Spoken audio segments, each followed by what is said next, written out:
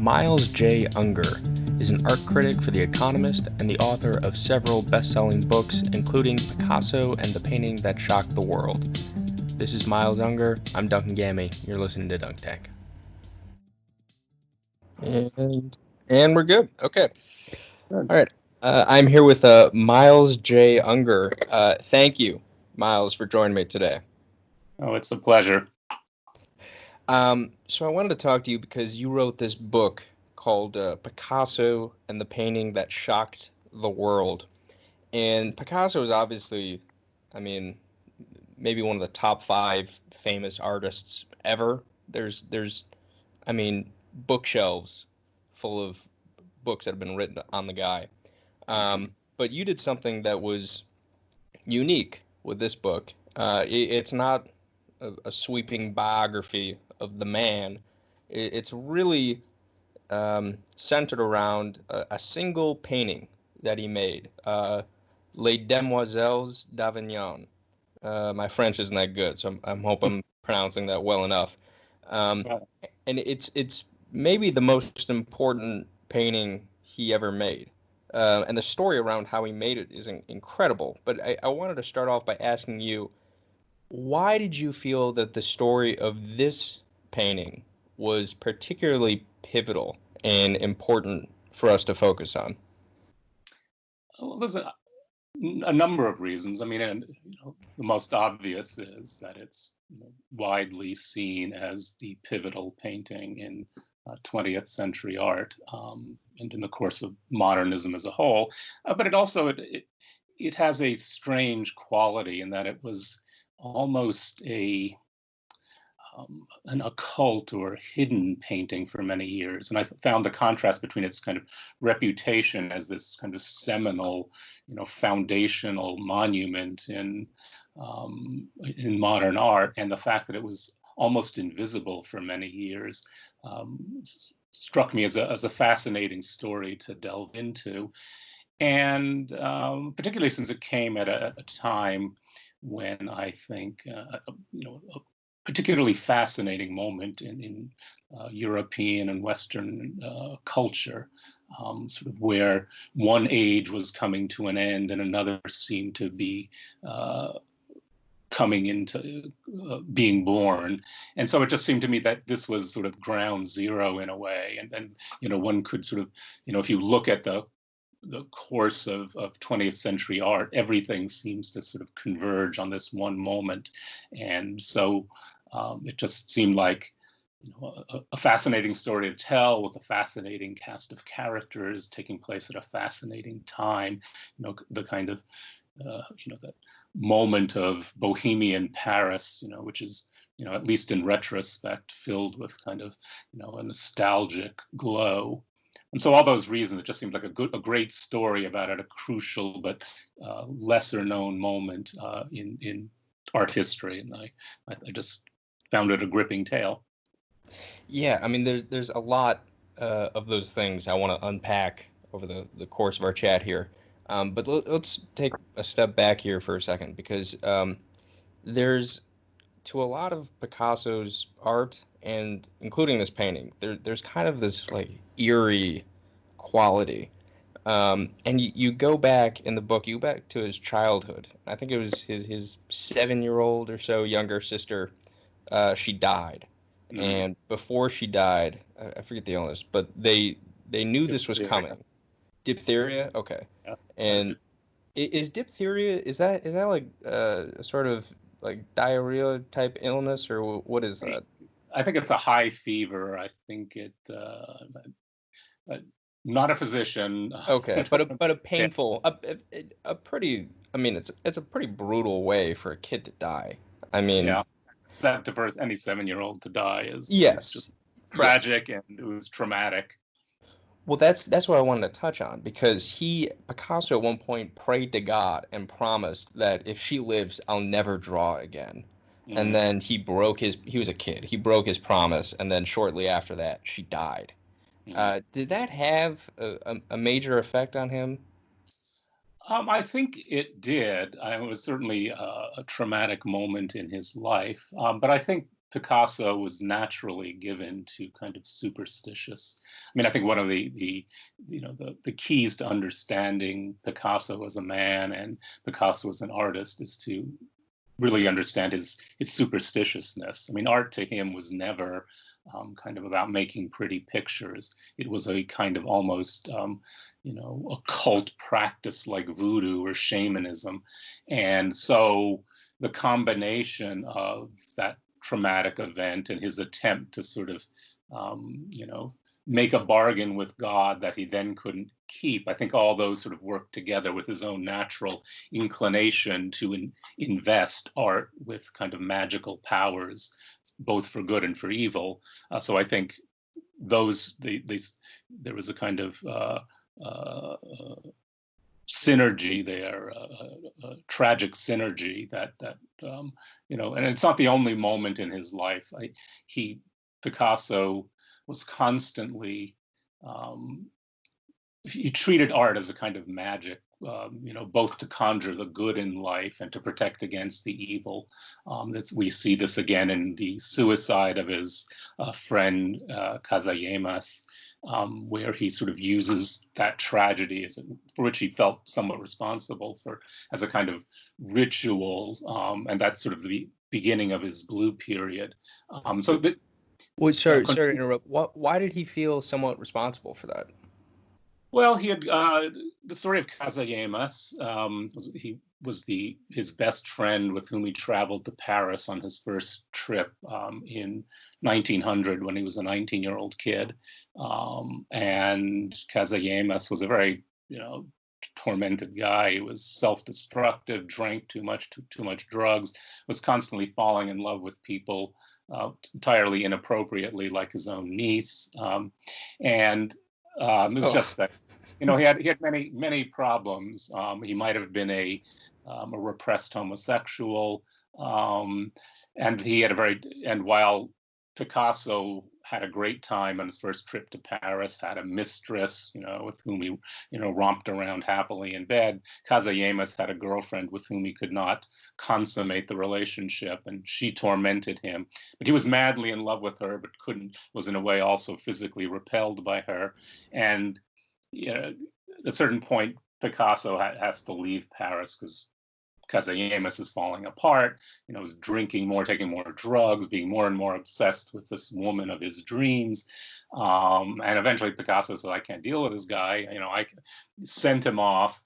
And eventually Kazayemas goes back to Paris without him, and obsesses about Germaine again, and she rejects him, and he arranges for a kind of murder-suicide where he tries to kill his Germaine and ends up missing her and then shooting himself in the head. While Picasso was elsewhere, sort of having, washed his hair of him and saying, I can't just deal with this guy. He's too crazy even for me. So there was always a sense that he'd abandoned him. And then when Picasso returns to Paris, he stays in the same apartment where Kazayemas was living when he killed himself and ends up sleeping with Germaine himself. So the whole thing, that's very typical of Picasso. He sort of wallows in sort of misery, and he sort of fed off this kind of emotional dysfunction. But for him, and then he begins this series of paintings about his dead friend, even one in which he shows him as a kind of martyred saint with a bullet hole in his temple. So he did not run away from the pain and the guilt that he felt over his friend's suicide, but rather embraced it and used it to feed his art. And this is the sort of origins of his so-called blue period, which comes right after this, which is obviously in a way affected by that tragedy, but which he turns to good use ultimately, as artistically. Picasso was somebody who could feed off the darker elements of life. Oh, absolutely. And you open up the book with I think it's Germaine, isn't it? The woman who he takes his younger. This is later on in life when Picasso is already an established, successful artist, and he takes his younger mistress and he takes her to see. I believe it's Germaine, this woman who's much older and decrepit, and she's like missing teeth, and he's like, that woman once made a man kill himself Hmm. out of loving her, and now look at her, almost to Yeah. be like, hey, don't think too much of yourself right now. Like, Yeah, well, Picasso was always never missed an opportunity for cruelty. I mean, he himself was very death haunted and obsessed, and he wanted to make sure his young lover, and he was a man in his 50s by then, and he's taking on this 20-year-old lover, and he wanted to tell her, you may think you're going to live forever, but this is what happens, and that kind of sort of rubbing her face and her own, decrepitude and eventual death was he was a pain that he very, very much felt himself. He felt himself middle-aged and fading, and he wanted his young lover to feel that as well. And yeah, so it comes full circle. um, so speaking of cruelty, and I don't know if you would call this cruelty, but you have a quote of his that opens up one of the chapters in the book, where he says, "In art, one must kill one's father." Mm-hmm. And I took that to mean a few different things. He had, and maybe you can talk about this a little bit, but he had a father who was an artist and who gave him this great classical training. And a lot of people, when they think of Picasso, they think of these very painterly works, and it's very stylized. But he could do like amazing picture perfect representations of life, even when he was a young child. Um, in what sense? I mean, where do you think that impulse comes from in him to say in art one must kill one's father? When he went to Paris and left Spain, was he taking a step towards killing his father artistically? Well, I think his father felt so. Yeah, I think Picasso had an interesting relationship with his father. I mean, his father, obviously, as an artist, put him on the path to being an artist himself. But Picasso realized from a very young age that his father was a mediocrity. The Ruiz family, which is the name of his father, which Picasso significantly ultimately rejects in favor of his mother's name, Picasso. Um, so that's a form of rejection in and of itself. But so the Ruiz family in Malaga was a very respectable family. His uncle was a doctor, Uncle Salvador, and they were prosperous, upper middle class, very respectable bourgeois.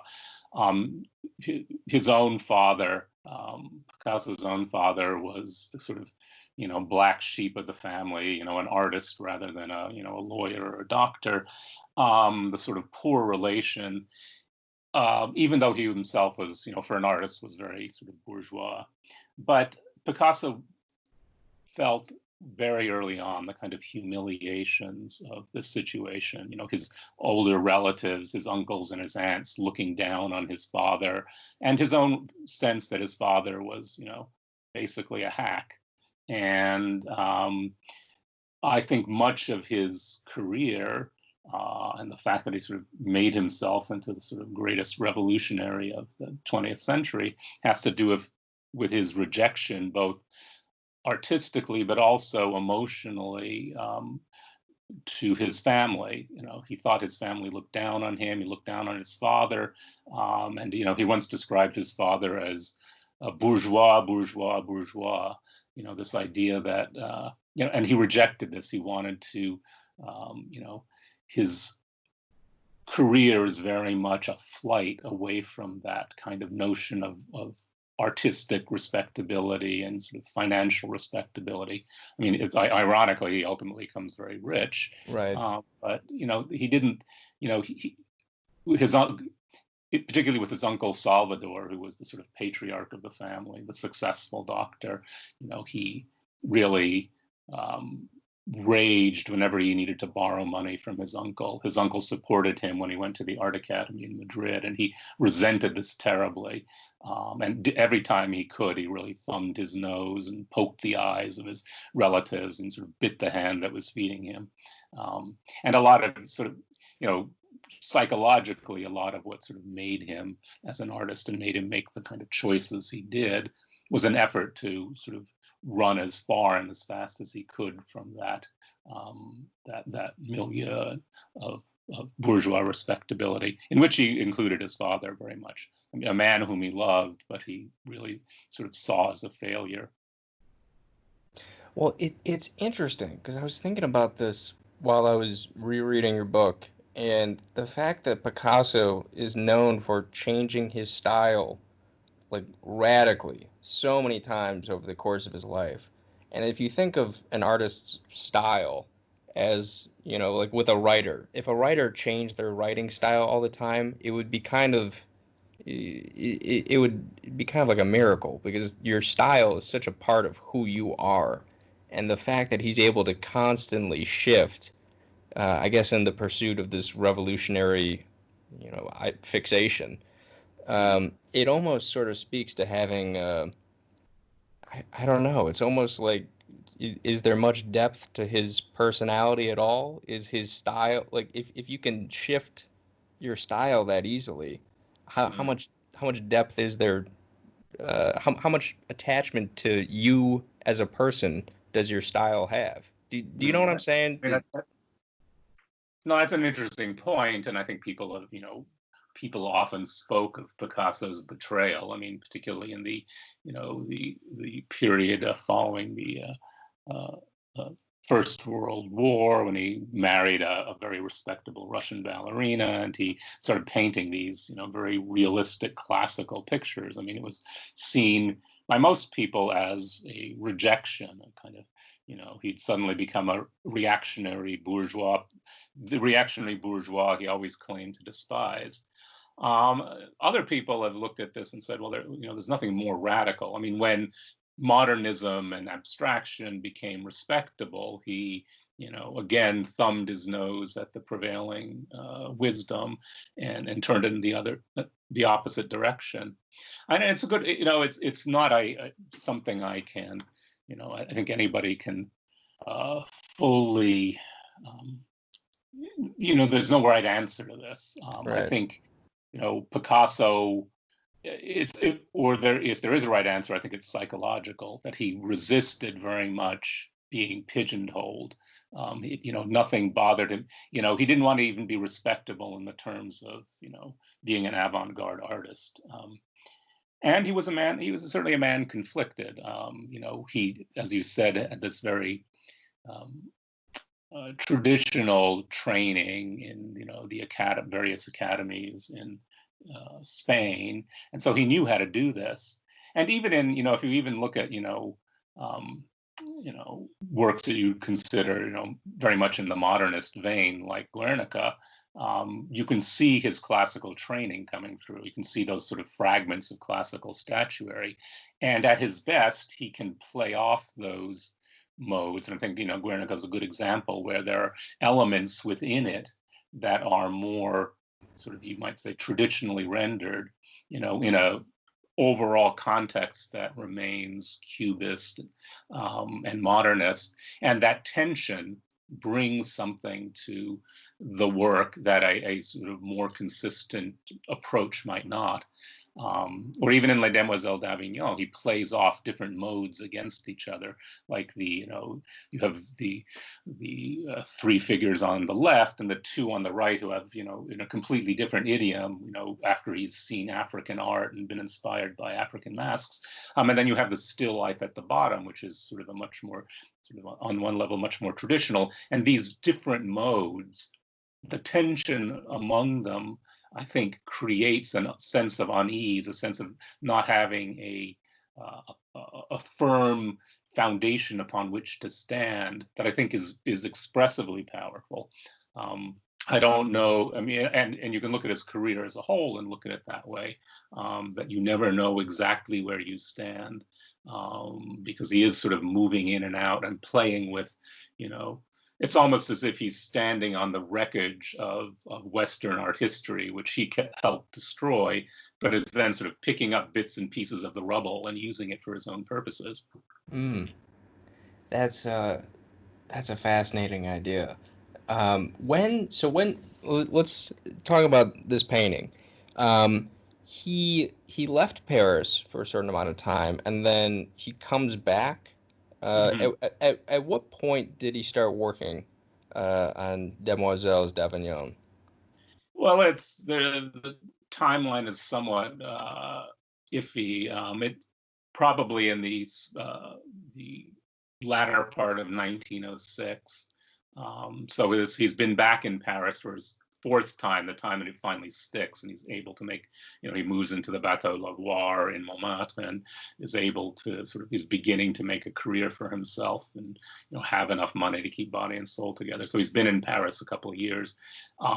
And he spent a very productive summer in the remote village in the Pyrenees called Gozel. And then he comes back and he begins to conceive of this what is going to be his magnum opus. One of the interesting things about, just to go off on a bit of a tangent, the sort of way Please, that tangents welcome. The way that Picasso tended to work is he'd do a lot of he'd sort of mull things over. He'd produce a lot of things, some of which were pretty, half baked or junky. He was enormously prolific, but then he would tend to work himself up through a course of a year or two to this culminating point, and then he would step back and create this self-conscious masterpiece. And you can see this in the blue period when he painted La Vie, or the rose period where he painted the family of saltimbanques. And Guernica is another case. But Les Demoiselles d'Avignon is the culmination of a couple of years of working through some ideas. And he deliberately sets out to make a masterpiece, and you can tell that because of the amount of effort he put into it.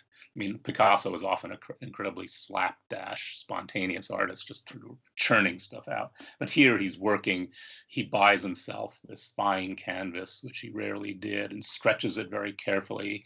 He starts working in these notebooks. There are 16 notebooks in all of sketches and ideas that he's working through. So this is not like an accidental masterpiece, but something he really said, okay, this is going to be a summing up of a new way of making art.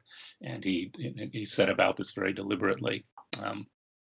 So through the last months of 1906 and the early months of 1907, the period in which he worked. And another sign of how important this was is he had Gertrude and Leo Stein provide him a second studio, so he wouldn't have to be, surrounded by his mistress and all his friends calling. He could work in private and keep this from the rest of the world. Interesting. That for some reason, the first thought that occurs to me is I heard this reference may not resonate very much with you, but it does with me. Kid Cudi had a great album that came out after he had done a few so-so, and the first rule he had was no one else is in the studio. Get all the people out partying and the girls, just get them away and just let me be alone. And I think that's got to be important for an artist to not have to just be able to concentrate. And for many, artists work. Some artists need constant, company and people around. And Picasso was a very sociable person for all his faults, and there were many. And for all the shabby ways he could treat the people who were closest to him, he needed kind of constant companionship. What he called his tertulia, which is a kind of Spanish tradition for men who have this kind of, tightly knit group of friends with whom they hang out and drink and go to whorehouses with and, shoot the breeze. But for this period, he really shuts himself off. And the few times anybody went in to see what he was doing, they came away completely appalled. They said, hey, the guy's lost his mind. He's going to hang himself. He's, gone off. So nobody understood it. That was hard for. Picasso, who was generally, pretty self-confident guy, found it difficult because nobody really understood what he was doing and accepted it. And it was a very isolated. It was also a traumatic time for him. His long-term relationship with the first great love of his life, Fernand Olivier, was beginning to come apart at the seams. And in order to try to hold them together, Fernand decided to adopt a young 13-year-old girl Raymond, and that was an utter disaster, in Of part because course. there was a lot of, there was no privacy, and Picasso's attraction to young girls it was a little problematic, and I think Fernand realized that. And the whole thing, sort of that emotional tension, and the fact that his relationship with Fernand was beginning to come apart, I think, fed some of the kind of sexual tension and sexual fury of Les Demoiselles. Wait, so when you're saying that he was attracted to young girls, are you saying he was attracted to the girl that Fernand adopted? Well, there are certainly suggestions that it was more than that. At least Fernand, who had been abused as a child herself, felt that this was a danger. There's no evidence that Picasso abused Raymond. Sure, yeah. But there was clearly, there's certain pictures that he drew of her, and incidents that happened that made Fernand at least realize this was not a healthy situation. Oh, yeah. I mean, I would not leave my daughter in a room alone with Pablo Picasso to save my life. Like, No, no. there's a few angles I want to go at this from. But one of the interesting things you just mentioned was the fact that people were so appalled by this painting.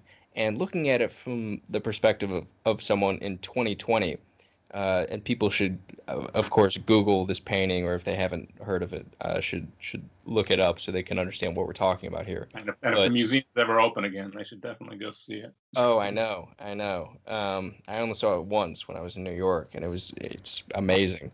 But the fact that people were so appalled by it, and there was something. It's kind of hard to put ourselves in that mindset. Like I had heard of.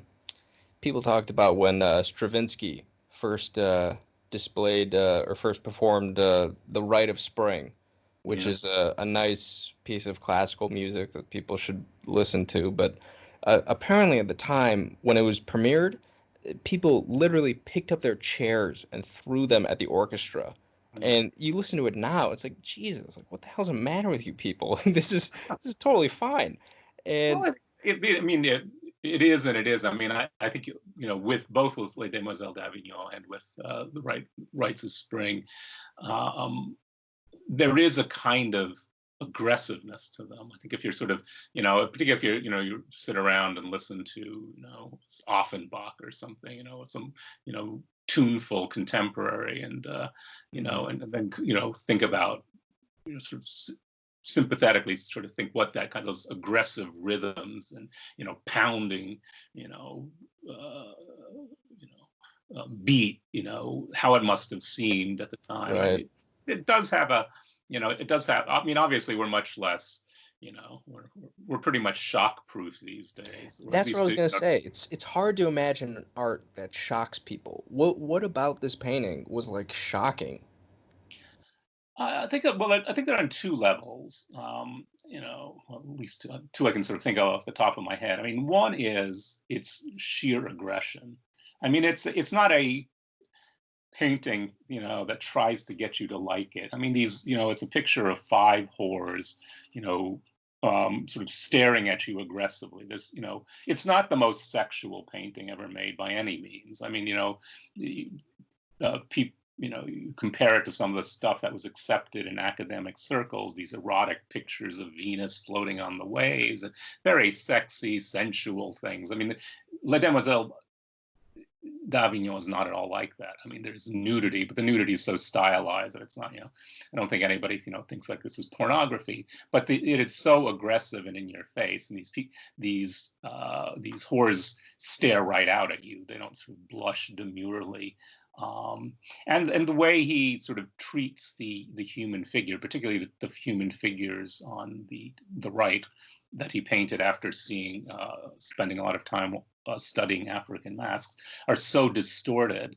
So sort of their bodies are, sort of chopped into pieces and reassembled in a way that became familiar after Picasso. I mean, this is sort of what Picasso was famous for, three eyes on one side of the face, two nose, all that sort of fragmenting of the human form. But at the time, nobody had ever done that. And there's a kind of that contributes to that sense of kind of fury, of anger, and if you study the evolution of the painting, the painting originally, the way Picasso conceived it, was a kind of allegory of sex and death. Originally, there was going to be a medical student in there carrying a skull, which is a traditional, what they call a memento mori, which is a traditional symbol in painting that says, oh, you're in the midst of life, but, death is around the corner. It's a call to repentance, to get rid of your, sensual life and dedicate yourself to God. So this idea of, disease and death, so it was originally meant to be a kind of allegory of the kind of wages of sin, and Picasso himself felt this very acutely, since he had himself almost certainly acquired venereal disease early on in life. So it was, a topic that was close to his heart, and his own misogyny, his own sort of, womanizing, but also his fear of women. All of this comes through very much, and he uses that kind of fragmentation of form, that kind of choppy, jagged form to convey that sense of anxiety, of fear, of loathing, and so the radical extent to which he was willing to distort not only the human form, but that's even the very notion of three dimensions in space, in order to convey a kind of sense of sexual anxiety, I think made this a kind of, just a very difficult painting to assimilate. Picasso once said, you really have to be a masochist to like my art. And I think there's that, this is the painting that really sort of sums that up. And another line he once uses, my painting is a sum of all destructions, and that kind of destructive, nihilistic quality to the painting was also, something entirely new, at least told in this particular kind of language. Well, the thing that was also supposed to be so new about it was what you talked about, where it's the distortion of space. And I mean, there had been for decades this trend in painting where things kind of just became flatter. Like you were, it was almost sort of an acknowledgement of the fact that, okay, we're painting on a piece of canvas here. Let's not kid ourselves. This is not 3 dimensions. And you had people like Cezanne, who it was very much almost a reflection on painting itself in a lot of his later works. And Picasso once said something like Cezanne is the father of us all. And of course, as you detail in your book, this painting heavily influenced Cubism. So not just in terms of its subject matter, but like the form of the painting, the style that it developed. Why was that influential? What did that lead to? Well, so I think, take it on the broadest sense. I mean, you can look at least the tradition of Western art, and you can see 2 fundamentals, sort of not really schools, but modes, ways of approaching the 2-dimensional picture plane.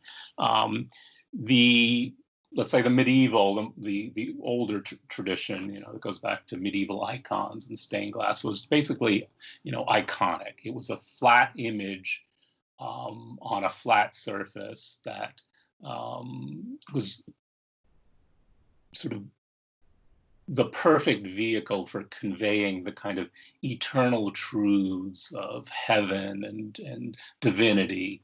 And that's there's a good reason icons, traditional icons are very flat. They kind of have this kind of ethereal, spiritual. They don't seem to be made out of real flesh and blood. I mean, the Madonna and Child is, certainly recognizable, but they belong to a different realm, a more perfect realm of pure spirit rather than sort of flesh and blood and, light and shade in 3 dimensions. And all this changes in the Renaissance when the idea is that the picture plane vanishes. The picture almost becomes invisible, and it becomes a window onto another world. I mean, if you think of this sort of great Renaissance paintings with their perspective and their chiaroscuro, they're trying to make it so you don't even see the painting as painting, but it's sort of the painting itself becomes invisible to invite you onto this journey into this fictive world beyond the surface of the picture, right? So you have those are the 2 basic modes in which, Western painting has existed for, hundreds and hundreds of years. What Cubism does, and what begins to happen in Picasso's work and in the later Cubist work that he does with Braque, is to try to come up with a third way. A lot of artists like Matisse and Gauguin were, as you say, sort of moving towards a re-emphasis on the painting as painting, that, idea that the painting is actually a flat surface. And you have this tension between the illusion of the world beyond, the illusion of the 3rd dimension, and the notion of the painting as a kind of flat surface where you can actually see the brushwork on the canvas. And that leads to a lot of, sort of early modern painting looking very much like medieval painting. This idea of sort of, returning to a more spiritual, more authentic, less materialistic way of painting. But Picasso begins to do something different. He uses the tools by which the illusion of a 3rd dimension is created, but he doesn't want that you to lose that sense of the painting as a surface. And he starts he uses sort of light and shade in contradictory ways, so that you have that sense of physical presence, almost a sculptural presence, while at the same time you have that sense that everything is pushed forward, sort of almost in your face. And this is something that Braque talks about very eloquently in his, when he talks about Cubism, is that he doesn't like the sort of traditional notion that a painting fades away from you, that it disappears into the distance. He wants to thrust everything up forward. He said it's as if the artist were standing behind the picture, pushing everything forward. And that has a kind of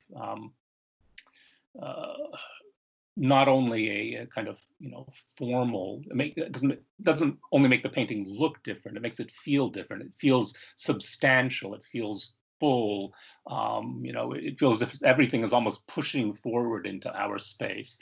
And for Picasso, that had a kind of psychological dimension. He does this in Les Demoiselles to make the painting seem more present, more real, more in your face. I mean, everything about the painting is sort of, pushing that, making you confront what you are seeing. You got that coronavirus? No, just getting a little hoarse from talking. But no problem. So,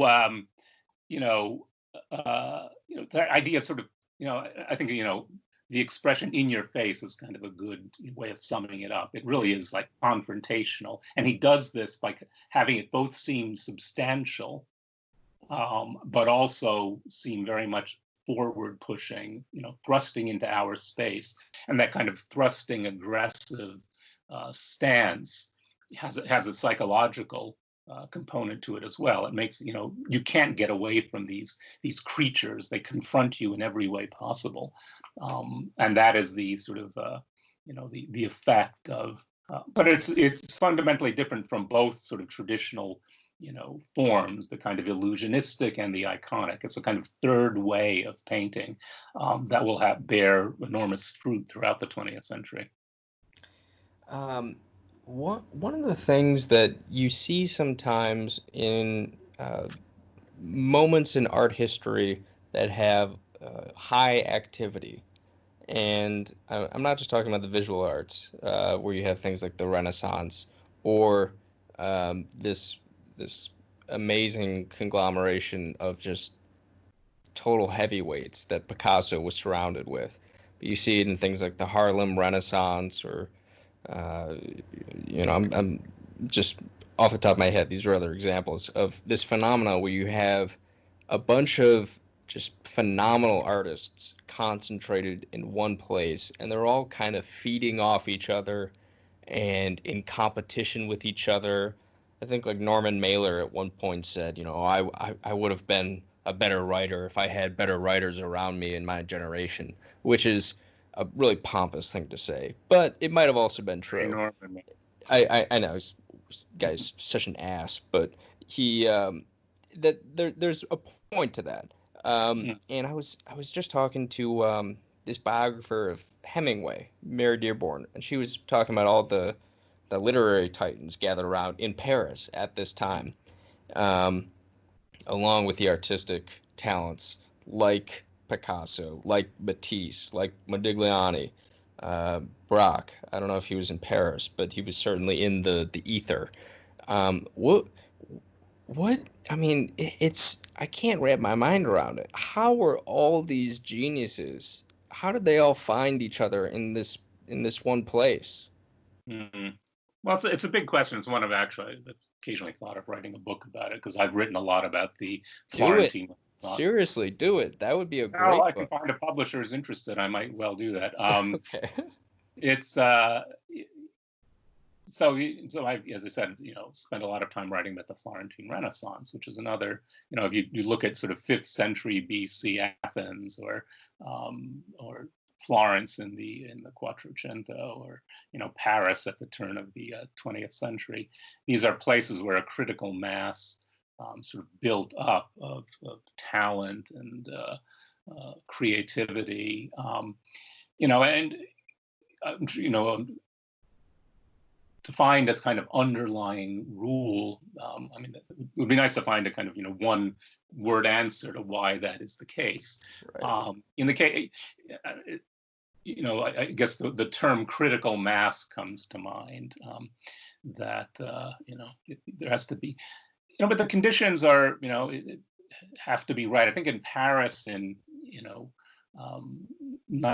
the turn of the century, was sort of uniquely capable of, it had for decades, taken art very seriously. You had the Académie des Beaux-Arts, you had the annual salons, and a lot of the art was dreck, but people took it seriously. Tens of thousands, maybe hundreds of thousands of people went to see these shows, and the French government supported it, and it was. It's like a big, I can't imagine. I don't know if there's anything now that is sort of the equivalent of that. A kind of, just.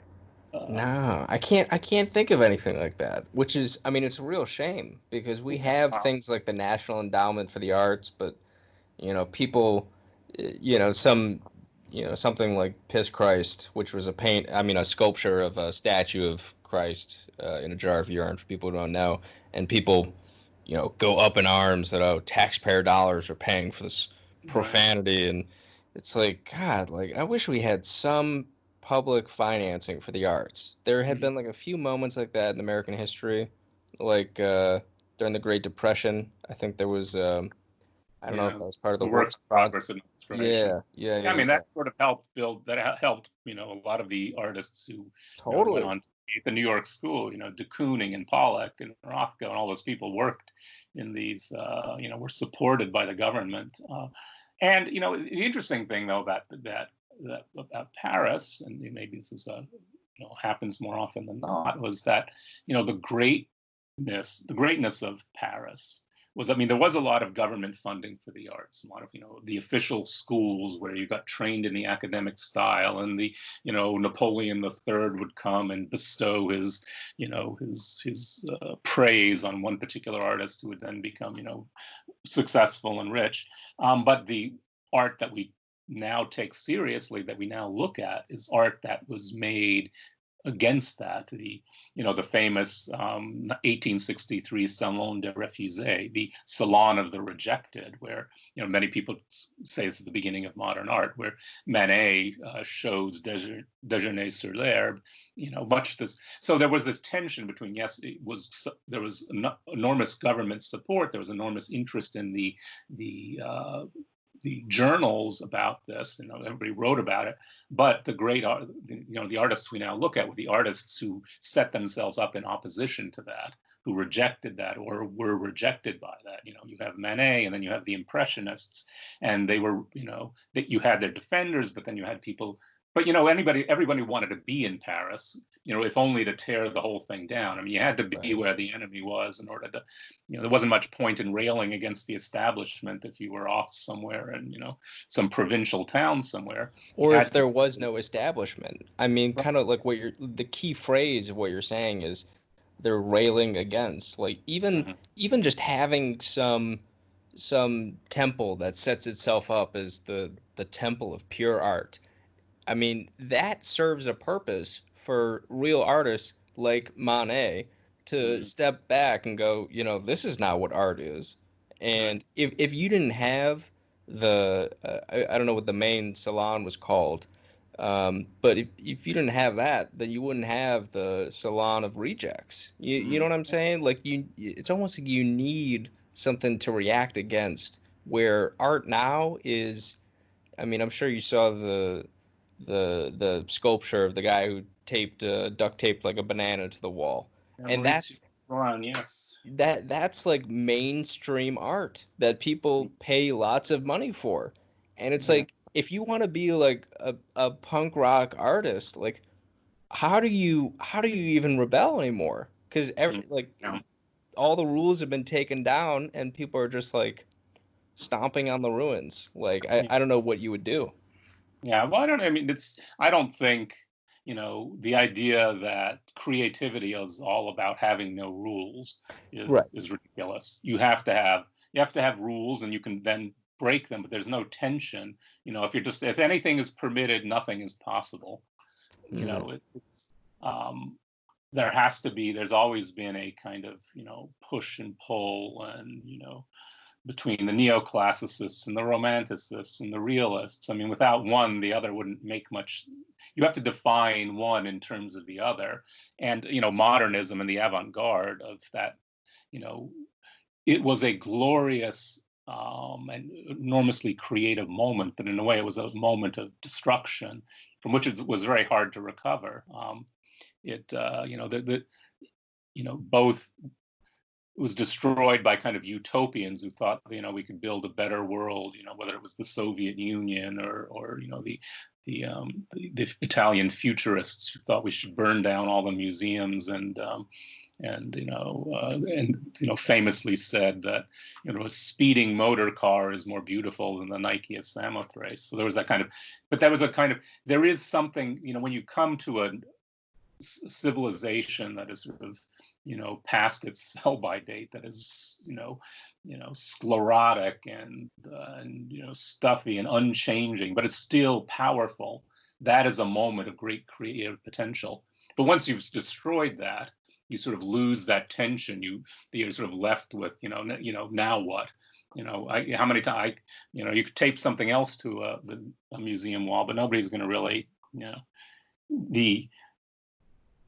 the rapidity with which something goes from being supposedly shocking to being mainstream is now about 2 seconds, which hardly makes the shock worthwhile in the first place. Yeah, that's but getting back to Picasso, because when we talk about all these artists that were in his milieu, and you mentioned in the beginning of our chat here his good friend drinking and doing drugs and killing himself, and there were other artists at the time, like I think Modigliani also kind of succumbed to that sort of lifestyle.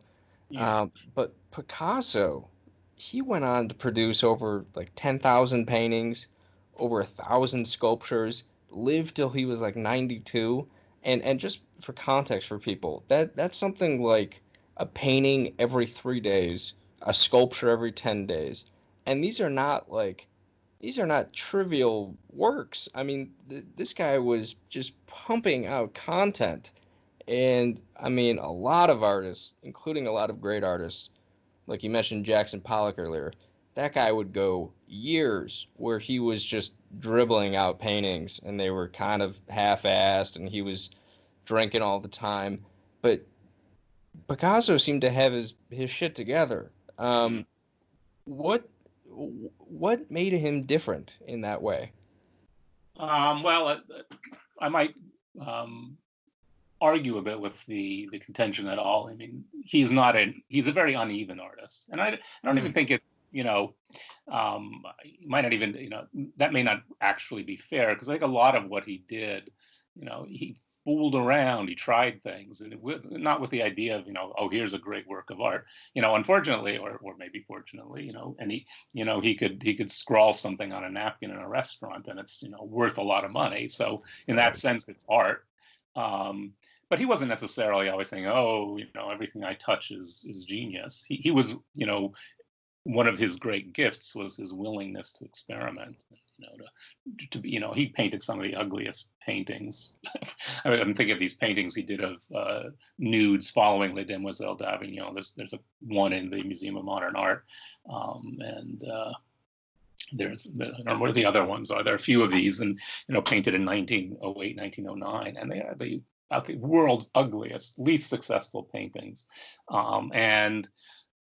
But I don't think he was saying, yes, these are works worthy to be hung on the museum wall.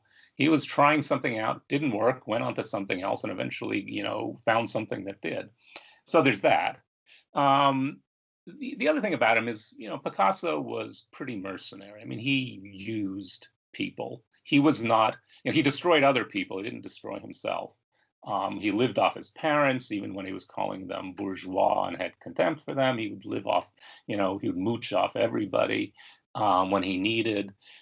He would use up mistresses, and so the people around him often, were cannon fodder. But he himself was, ultimately a survivor. He had and not, because I think he was so dedicated to his art and so single-mindedly focused on what he was trying to achieve that he didn't have the time to indulge in self-destructive behaviors. I mean, he did go through that period 1905, 1906, where he was heavily involved in opium. He and Fernand, and a lot of the sort of the mood of the Rose period comes out of that sort of drug-induced sort of Wow. Not that I've ever tried opium myself, but I get gas. Yeah. No. Wait, he was of, doing opium? That's essentially like heroin, right? Yeah, I guess it's a milder form of, but it's good for evoking dream states, and the kind of dreaminess of those paintings, the hallucinatory dreaminess of those paintings that certainly owes something to his drug use at the time. But he was never. But when Wiegels commits suicide, another person close to Picasso committed suicide. It happened a lot. Yeah, apparently the guy was a machine. So Modigliani might have destroyed himself, but Picasso chose the path of destroying those around him. But so that's he was able to. He knew what he needed. He did what he had to survive and to thrive. And it didn't mean he was necessarily always the most happy person in the world. He was not, but he was driven, and he was driven to succeed and to do what he needed to do. I don't know, some people are made of sterner stuff than others, and he was he was a survivor. Well, it's interesting because I've read this study of artists, and it sort of demonstrated that artists in many ways share psychopathic traits, and some different kinds of artists more than others. There's like a dark triad in psychology, which is supposed to be like sadism, Machiavellianism, and narcissism.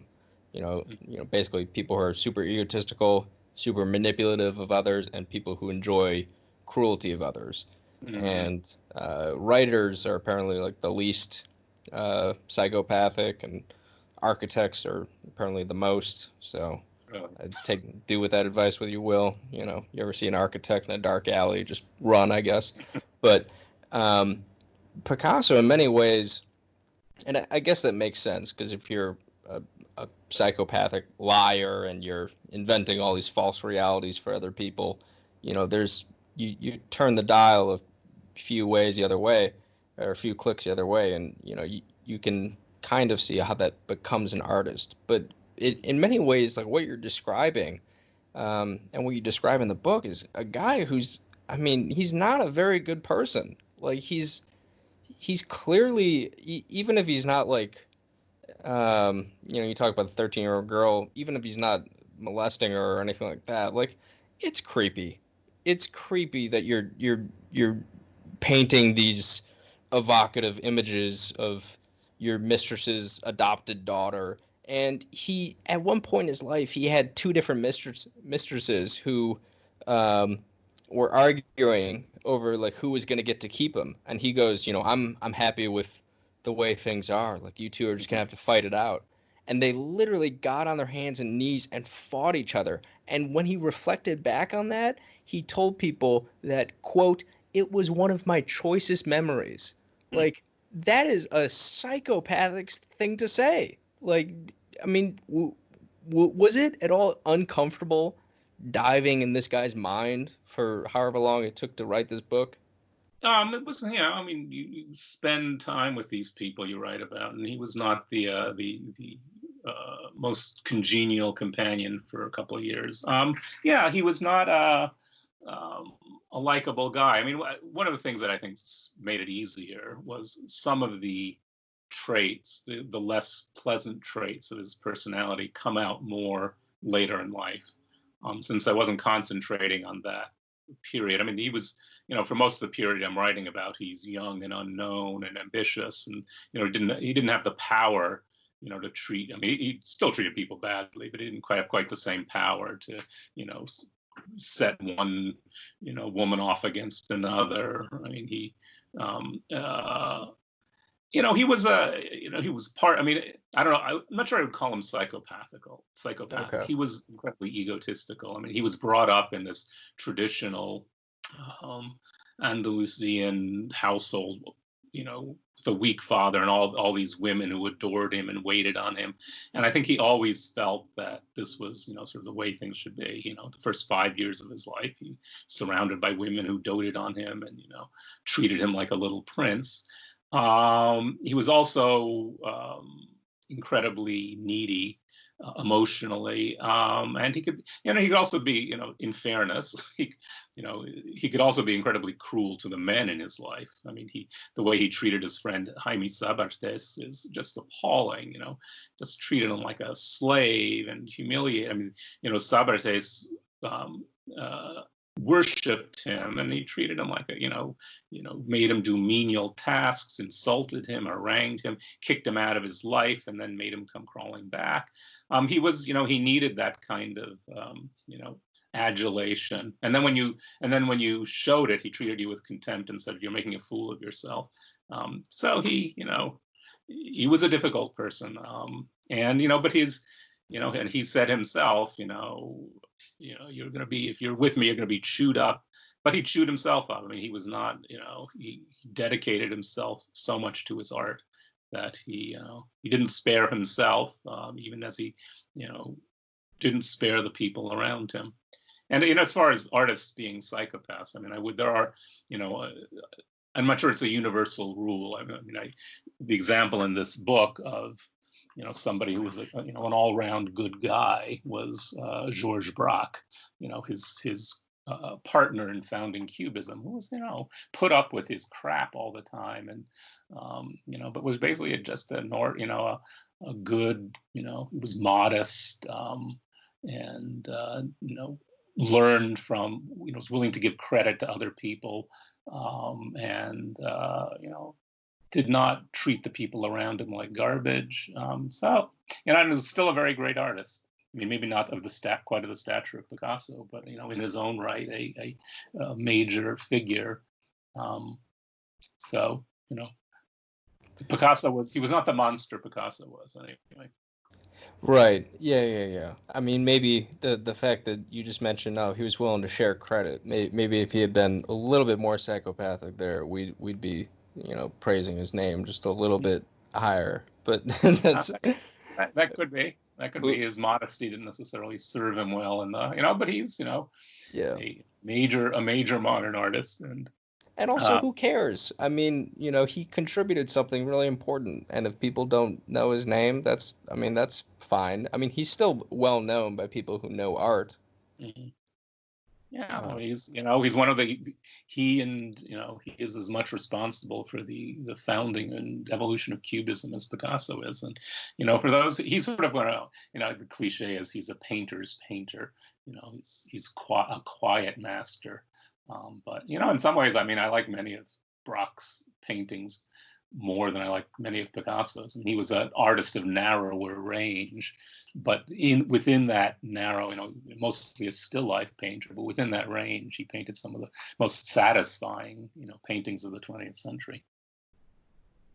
um, Starting to wrap this up here. I got this idea from this podcast called The Rewatchables, where they go through movies, and one of the questions they ask about them is, uh, whose apex mountain was this? And apex mountain is just this idea of, for somebody in this movie, this was the pinnacle of their career, the height in terms of their influence, their effect on culture. Um, was Demoiselles d'Avignon, was this Picasso's apex mountain? Well, in a way, it's sort of, in a way, yes. I mean, I think this was the sort of, this is the pivot on which, much of 20th century and modern art turn.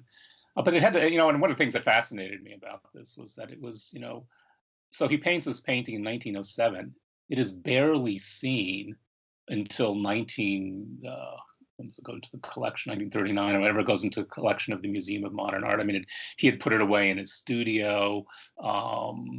It came out once in an exhibition in 1916, and then it sold to a private. Interestingly, Andre Breton, the founder of Surrealism, was the one who convinced this collector, this high fashion designer, Doucet, to purchase this work. So it hung in his apartment for a while, and it was not really until it came to the Museum of Modern Art that it was, seen by the wider public. But it had this kind of underground reputation. I mean, it was almost whispered about in hushed tones, and if you look at the course of, you just look at, modern art pre 1907 and look what happens in the years immediately after, you can see this enormous influence, so radiating out, but the center is almost invisible. And I think that's one of so in that sense, it certainly was the apex. It is, the painting, I think, that launched, much of what we think of as 20th century art, everything from, sort of the Russian constructivists of Piet Mondrian to, even sculptors like David Smith in the United States. And he's sort of, there's a famous diagram that Barr created for one of the Museum of Modern Art's early exhibitions on modern art, where you see all these, it's a diagram sort of where everything sort of fits together. And, he has all these things flowing out from this one point, from, the whole field of geometric abstraction and geometric art coming out of this one place. But again, so it has this, it has this funny thing of being, I'm trying to think if I had be great to think of something else that had this much influence, but yet was so little known to the public. Uh, Perhaps you have a musical. There's something musically that has the same kind of equivalent. I mean, usually when something has that kind of impact, it's a big public thing. Beethoven's Fifth Symphony, which everybody knew about instantly. But this was kind of a secret, a cult masterpiece. So in that sense, yes, I think it's what is the term used, an apex moment. Apex mountain. Apex mountain, yes. And I think Picasso himself looked at it, though. I mean, that's one of the ways it's important. And he looked back to this period, when he was in the Bateau Lavoir, and to him it was the golden moment of his life. Even if, he was living in incredible poverty, and barely known. I mean, here is where he felt, he called it, he said, "This is when I was famous, when people came, the people who knew, the collectors came to see my work, not when not now when everybody knows me and I'm considered a freak." To him, this was like the key moment of his own career and his own life. So, yeah, in that sense, also, I think it was very much an apex mountain. Yeah, he talked about how that was like the happiest time of his life, and it seemed, and we kind of touched on this earlier, but it seemed like later in life he was, I don't know, it seemed like he kept wanting to come back to this period in his life. Like he said something like, "Oh, this was the only time when we were ever happy," or something along those lines, where it was almost self-pitying, and it was kind of.